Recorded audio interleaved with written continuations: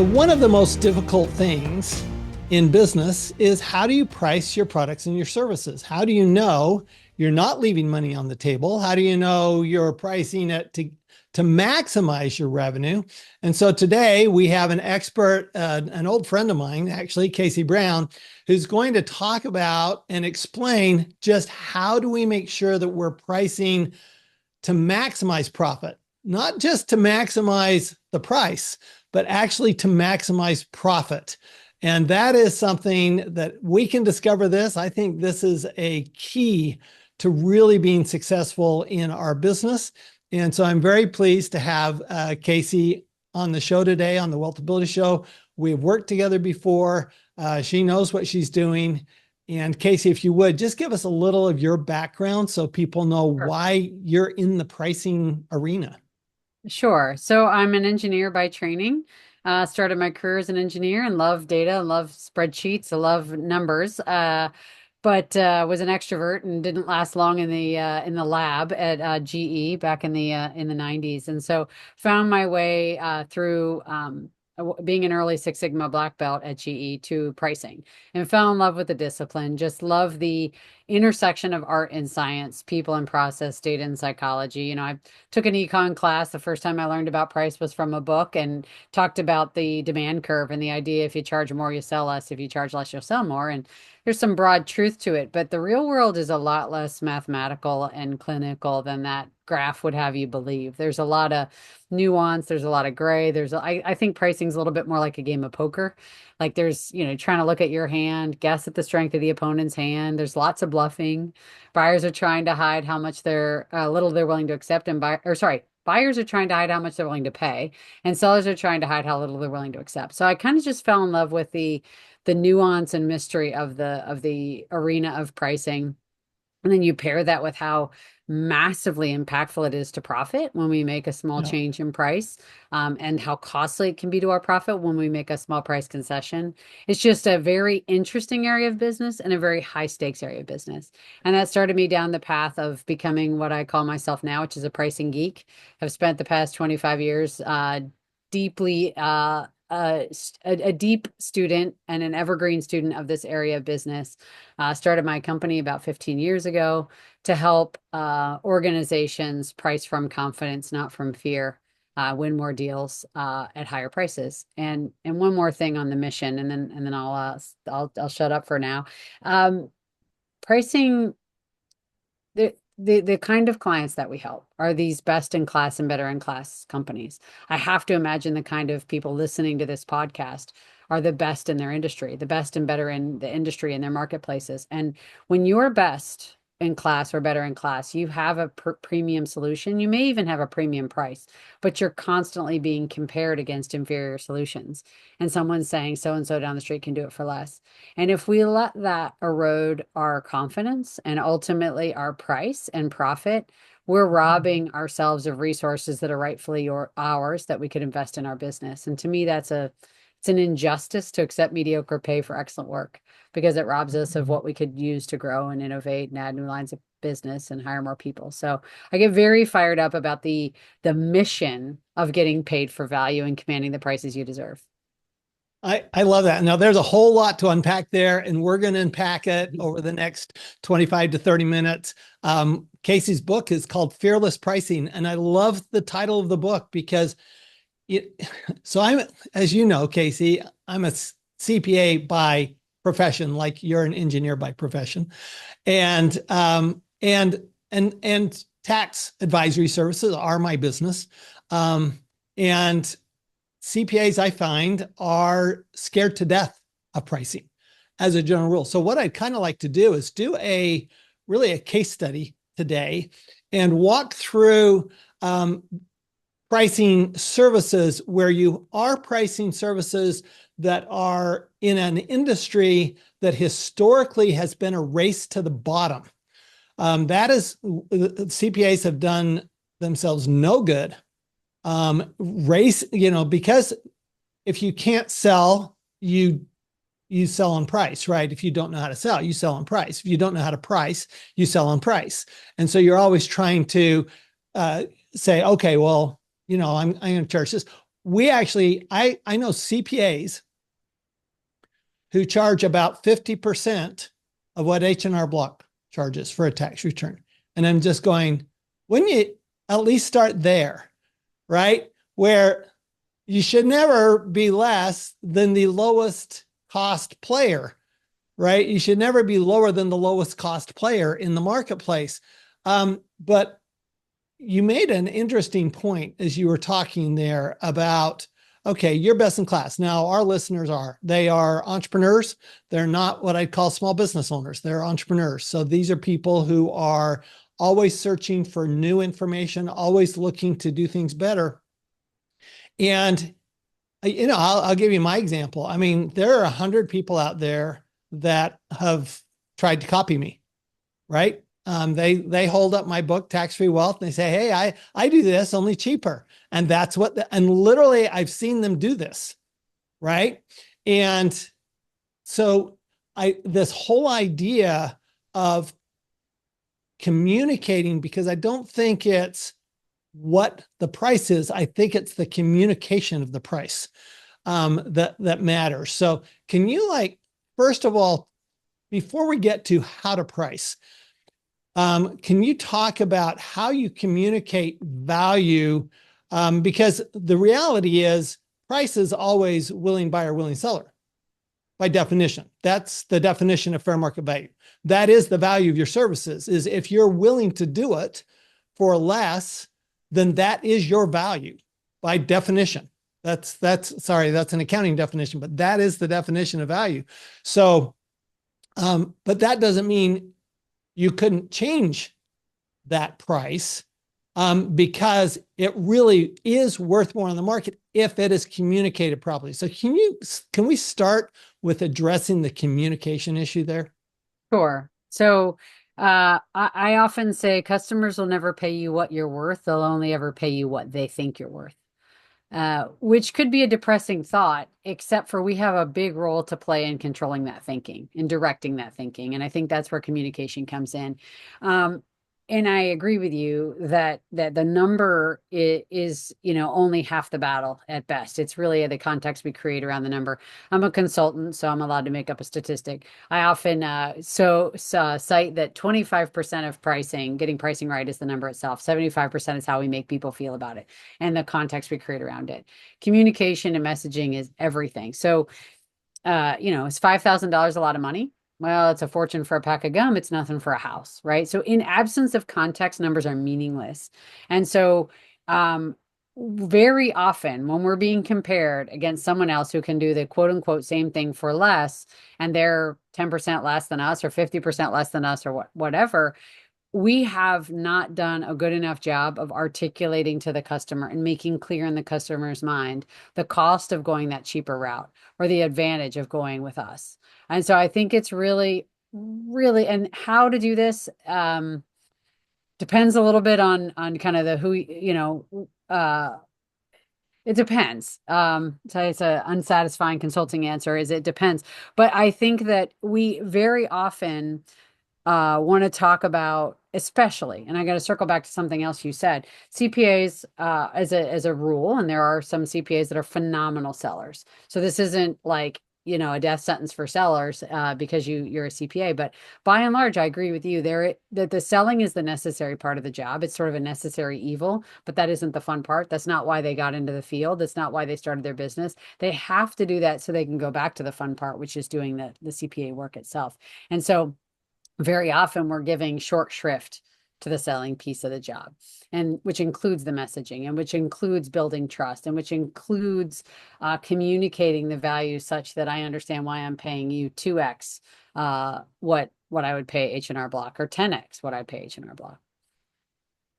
One other thing I wanted to just kind of circle on as well, because I think it's relevant to this question of messaging, is fear.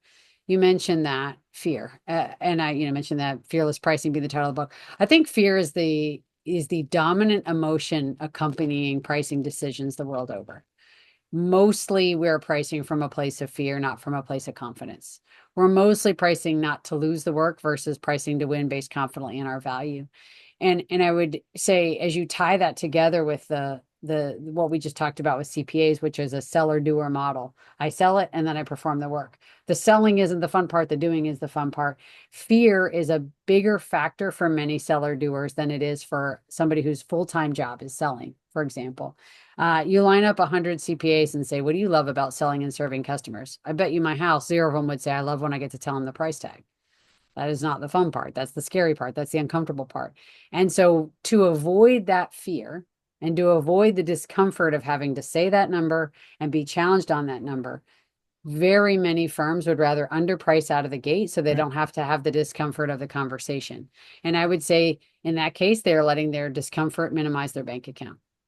They're letting their fear drive how much money they earn, not their value, their fear. Well, and let me ask you another piece of this, which is how much do you think how they value their services enters into this? One of the challenges is I always tell people that CPA stands for cheapest people in America. So I always look at if you wouldn't pay that price for services, what makes you think somebody else, you're going to be able to attract somebody else to pay that price? Right. There's two things, there's two underpinnings to your point. So first of all, I agree with you 100%. First is that how much they value their own services. There is something that, and I've seen this across professional services, not just in the CAPA space, but engineering, attorneys, digital marketers. What we do every day in, day out, year in, year out, decade in, decade out, stops looking very special to us because it's just what we do. It's just what I've been trained to do and experienced to do. And a client brings some unsolvable problem to me, and I can look at it, and in 5 minutes, I know the best way to address that.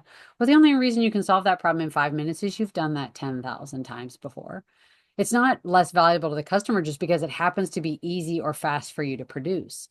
And it's one of the big problems with a billable hour, by the way, is that you're fast Right. at it, and so they're not paying you for your time, they're paying you for your brilliance. And we start to take our own brilliance, our own expertise, our own experience for granted. So that's one contributing problem to the point you raised. The other is, and I think this is more directly what you meant by it, which is our own buying patterns and habits affect how we sell. So if I'm a person who really has to get a good deal, I do research, I shop around, I check out consumer reports, I think it over, I talk and, talk to my friends about what they bought. If I shop that way, my lens is that's how other people buy too. And the fact is that is not how lots and lots and lots of people buy. And so we are make ourselves susceptible to put off stalls, price pressure, all kinds of buying tactics because our assumption is that's how everybody buys, even though that's not so. Okay, so let's thank you. Let's shift back a little bit to our case study here with the Yep. CPA services. So CPAs have historically charged by the hour. Now, what's interesting to me is so have attorneys. But attorneys have actually been very good at raising their price per hour, where CPAs have not been good at raising their price per hour. And so if you have a market where the general market is price per hour, that is still generally what happens in the CPA industry. And you go, wait a minute, that makes no sense. Doesn't make any sense to me. We don't price for our clients that way. We explained to them a while back that, hey, we're going to price based on we actually charge a flat monthly fee. It's actually an annual fee that we bill monthly. Okay. But it's an annual fee. And then we've gone to a concierge service that pretty much includes everything. How do you help somebody that's a customer? Because it's not like you can't price every customer differently. It's very difficult in a what it is become a rather commoditized market. Okay, which is tax advice, tax return preparation. I mean, it used to be tax advice was not commoditized and tax return preparation was commoditized. Now we're finding that both have been commoditized because we have big marketing people out there that have gone out and said, we're going to give tax advice and we're going to do it cheap because we're going to do it fast. We're going to say we do things just as well as so-and-so, and they're always going to compare. So how do you convey because that's really what you're doing. And then we'll get into the actual pricing. But how do you convey? You've got one CPA that is got tremendous experience, that sees things, that can do things, can see things. And you got the other CPAs, what I actually, re, there are a lot of big firms that do at best mediocre work. Okay. And then how do you actually convey that message? So let me just start with the kind of the landscape you laid out, which is that this is a industry that is very accustomed to the billable hour. And while I hate it, in fact, I have a video called "The 12 Things I Hate About the Billable Hour." This is not an industry that turns quickly. It's an industry that turns glacially. And so you may say, hey, I'd like to start billing based on value, or I'd like to start doing fixed fee. And there are some firms, as you know, in your industry that have made that leap successfully. But it's tricky to do that. It's tricky to pull an entire industry with you. And so you say, okay, I'm gonna play the game. I'm gonna play the hand I've been dealt. I'm gonna do billable hour, but I don't want to be as cheap as these other folks in my market who aren't as good as me.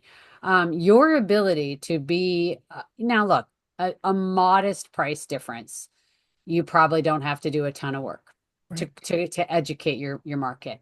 But as soon as you want to, if the market is trashed by a bunch of low priced mediocre players, and you want to be significantly more than them because you deserve it, because the value's there, then ultimately it's an education game, right? Because nobody wants to save money to get poor tax prep, or nobody wants to save money to get poor tax advice. That's not a deal. It's like you'd never, go to the 99-cent all you can eat shrimp buffet, right? That is not a deal. Like people don't want to overpay, but they don't want poor quality either. And so if your solution is to compete with them on price, you're going to underprice yourselves all day. The alternative is help build trust that your price of 2x or 3x is worth it.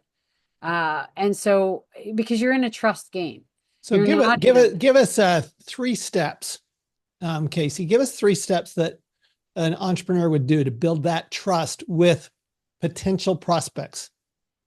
Just ask questions. Ask questions might be all 3 steps, by the way. Let's start with ask questions. So very many, if people are listening to this and say, okay, my problem is I'm hearing Tom and Casey, and I think my problem is I'm not doing a good enough job of communicating my value so people are going to pay me more. So I'm going to talk more about value. I don't think that's the best way to build trust. It's too much monologuing at a customer, asking more questions. So every human on the planet has had the experience of saving money only to get burned, right? It was a Right. get what you pay for situation. And so what are some of the smart questions you can ask a prospect about their business, about their past experiences with CPAs, about what they're looking for, why that's important, what they'll do if they have a problem on the other side of hiring someone. The more they do the talking and you do the least, the faster trust builds. It feels counterintuitive. You feel like you want to tell them, I've got 20 years in the industry and I go to, industry conferences and I do CPA, continuing education. That isn't what builds trust. What builds trust is very smart questions that pull out from your prospect what they care about and them feeling seen and heard and understood.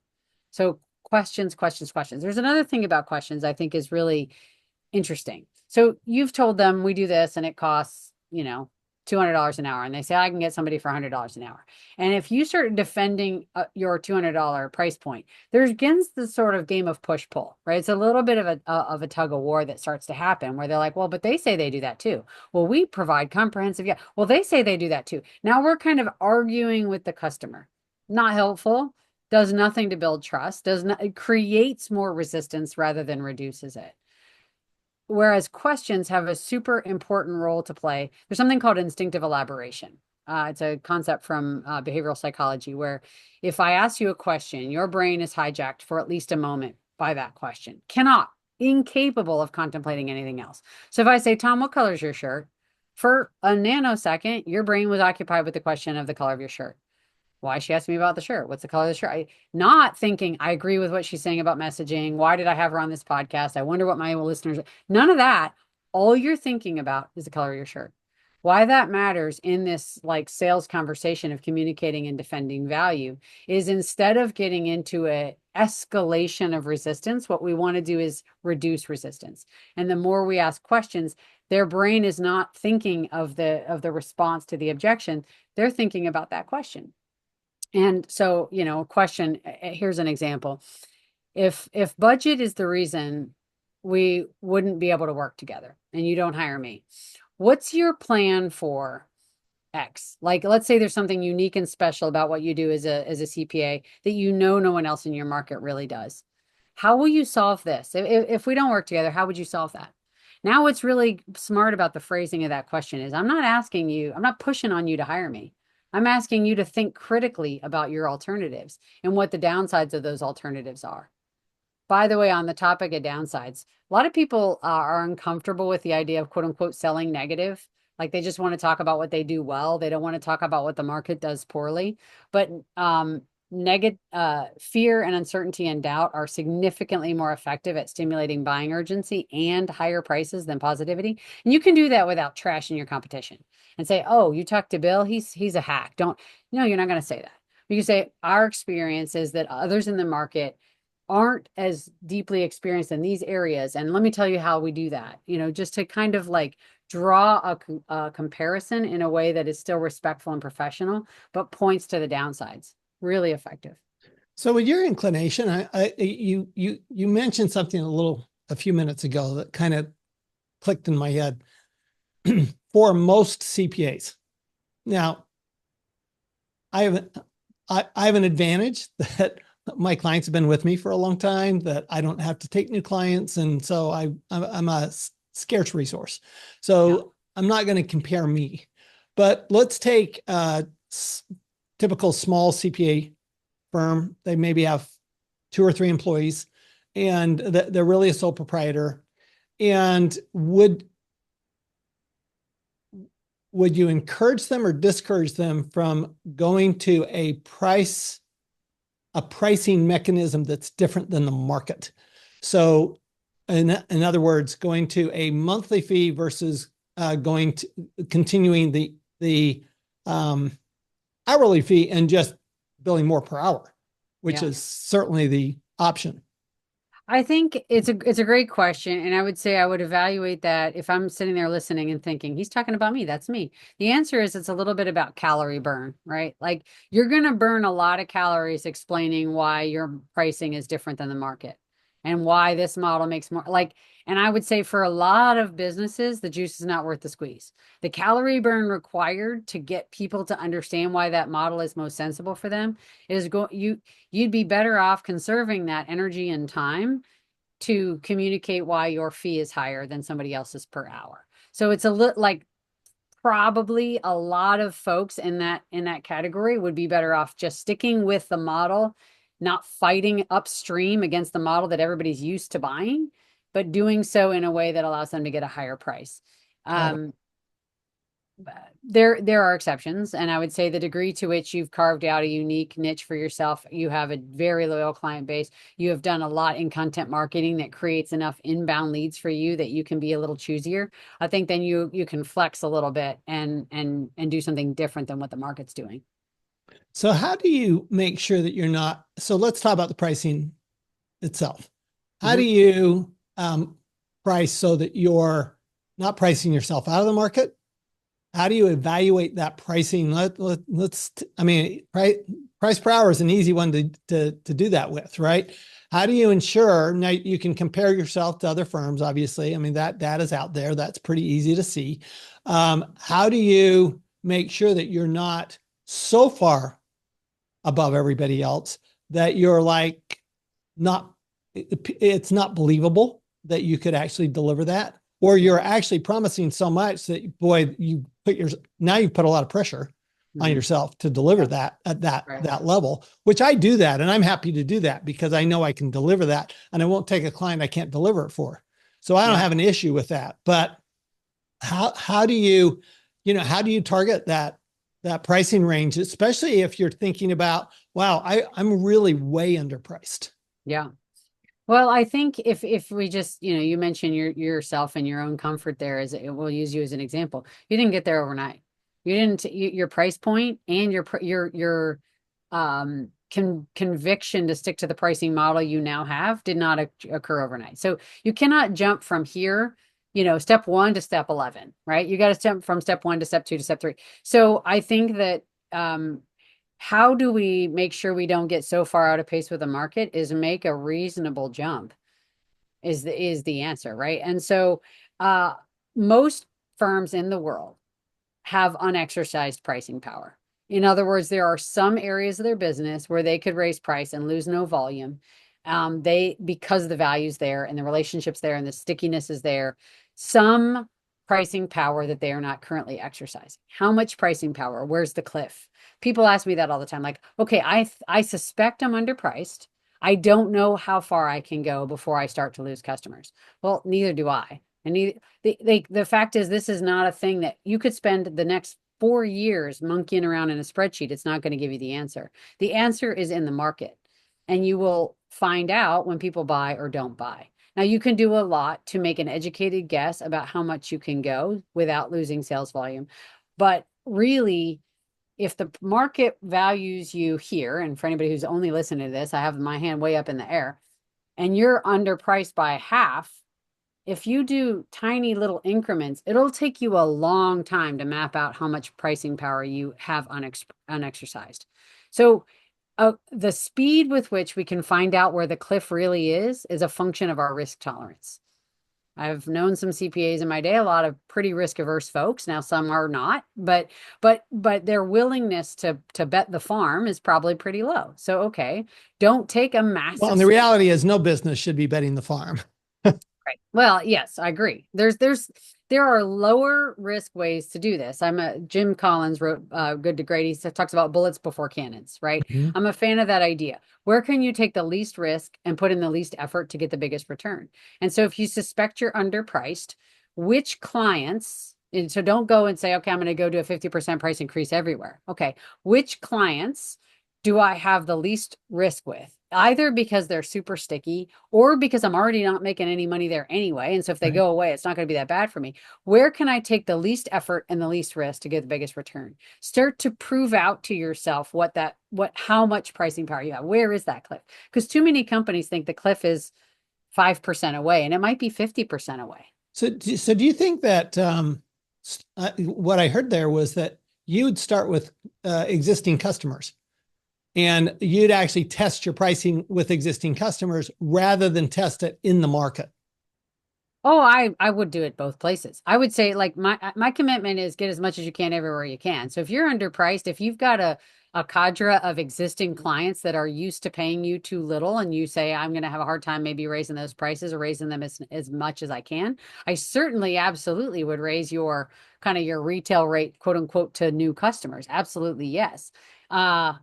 A lot of companies are a lot more comfortable with that than their existing client base because they have relationships, they've served them for a long time, they're scared of losing what is already sort of that bird in the hand. And Right. I believe, and I've seen this a lot in the CPA space, way too much protecting of that base from new pricing. And that's where the money, like, yeah, you can do higher prices to new customers, but how long is it going to take you to reach your goals there versus if you actually go back to your existing client base, who, by the way, do value you and love you because they've already had the experience and benefit of working with you, and ask them to pay you more. There, it's a nature of selling that prospects are more sensitive than an existing customer. Prospects are more price sensitive than existing customers because customers already know, love, and trust you. Yet most CPA firms are too cautious about going back to that community of customers that love and trust them and asking them to pay more. Well, I learned something about this years ago. I was sitting with the head of marketing for a big um, real estate brokerage firm and a commercial brokerage. And he said, Tom, he said, people that have been in a market for a while, they look at price based on past history. Whereas people new to a market look at price based on potential. And it seems like that applies here, that if you have somebody who's um, never used a CPA before, for example, it might be easier than somebody who's, been in that market. But the other part of that is, I think we are, like you say, we see our own customers, but we see them with a lens of the past, not a lens of, okay, if we were taking these clients on today, what would we price them at? And maybe we just need to have that conversation with them and say, hey, we haven't done this pricing. We need to have this conversation, and we're gonna come up with something agreeable to both of us. But right now, our pricing is just way under. I mean, do you see a huge disadvantage to just being transparent with clients and having that truthful conversation? Not at all. And that goes back to the communication question. Like, I would not overthink when it comes time to do price increases. There's three things to think about: brief, unapologetic, and personal in tone. And those really align with what you just said. Like, share, but don't over explain. This is a big common problem in price increases because people get nervous, and when we get nervous, we talk too much. Don't go into 70 years of detail at a very high. We have not raised prices to you in the 3 years you've been a client of ours. And in order to continue to deliver the level of quality, service, and excellence you've come to count on from ABC CPA firm, a modest price increase is necessary at this time. Our if you were a brand new client today, we would be charging you $170 an hour. You're paying 130. We're not going to ask you to go all the way to 170 today out of respect for the relationship that we have, but we need to move this relationship to $150 an hour so that we can continue to serve you in the way that you have come to count on. Do you have any questions for me? The end. Like, short, sweet, personal, respectful, honest. I'm not asking you to lie to anybody. Don't. And you can do this sort of grandfathered, or you don't have to take everybody to the new rack rate all at once. You can take a couple bites You at can the step apple. up. Mm-hmm. It's really another reason it's important, and this is probably obvious to you, Tom, but I want to make it really clear for listeners. Your existing client base is also your referral base, right? Right. And so your Right. referral base telling people what they pay makes Yeah. it that much Right. harder for you to get new Absolutely. clients at a rate you really deserve. And so it is important not just to be pricing appropriately to new customers, but to go back to your existing base and get that price up. Thank you for that. Let's finish up with this question. We talked a lot about services today and Mhm. pricing services, but a lot of our listeners are selling products. They're not selling services. How does that differ? And how do you evaluate pricing on products compared to pricing on services? Just so I'm framing my answer correctly, give me an example of some of the types of products we're talking about. Is it software, or what are we talking? Umbrellas. Oh, okay. So you're not talking about CPA firms. You mean like No, no, literally no. I'm talking about most of our manufacturers, listeners are not distributors. CPA firms. Most of our Okay, got it. listeners are Got it. entrepreneurs, and I'd say, a good portion of them are probably in the service industry, Got but it. a lot of them are in a product I got you. industry. Okay. All right. So broadly speaking, there isn't one thing that we've said talking about a CPA firm case study example that wouldn't apply everywhere else. In other words, it's rooted in value, our ability to communicate and defend and differentiate versus competition. All of that's the same. In the product space, it can be different in the sense that uh, in professional services, trust is everything because then they cannot touch and feel the product. In a product space, people can touch and feel it. They can have a free sample. They can understand the quality. They can understand the durability. They can understand. So some of the hard work of differentiating can be done by the quality of the product itself. That said, do not abdicate that responsibility to just let the work speak for itself, let the product speak for itself, because customers are notoriously self-interested. They don't take time to get as detailed and knowledgeable about the differences between your product and somebody else's. So still own the message, because customers will never pay you what you're worth. They'll only ever pay you what they think you're worth. So I would say it is very similar. There's some things a little easier in the product space and some things a little harder, but it's not different.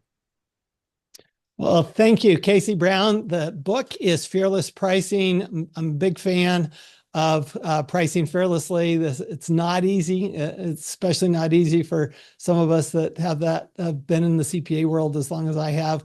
At the same time, it's, I believe, unfair to your clients if you are underpricing, because what it means is that you're probably not serving them with as much heart as you might.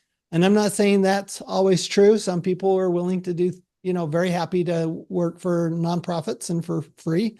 But I think if we're in business, typically we're trying to maximize the benefits to our customers. So like you say, we have more money to put back into our business to serve them better. Casey, what is the best place to get more information about you and your company and what you do?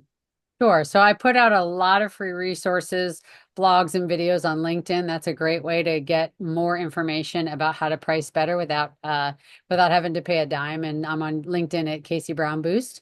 I have two websites to mention, boostpricing.com. That's the website for our training and consulting firm. So if you're looking for help at getting better at pricing and doing so from a place of confidence, not fear, find us there. And I also do a lot of keynoting. And so if you're interested in my thought leadership as a speaker or on a keynote stage, you can find me at caseybrown.com.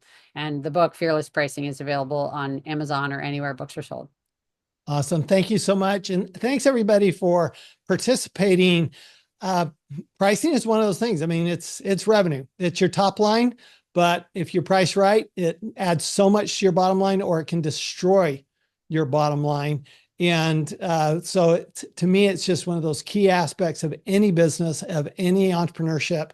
And if you like this, if you like this program, please, if you're watching it on YouTube, please click like below, share it with your friends and family. And remember that when you do price right, you're always going to make way more money and pay way less tax. We'll see you next time.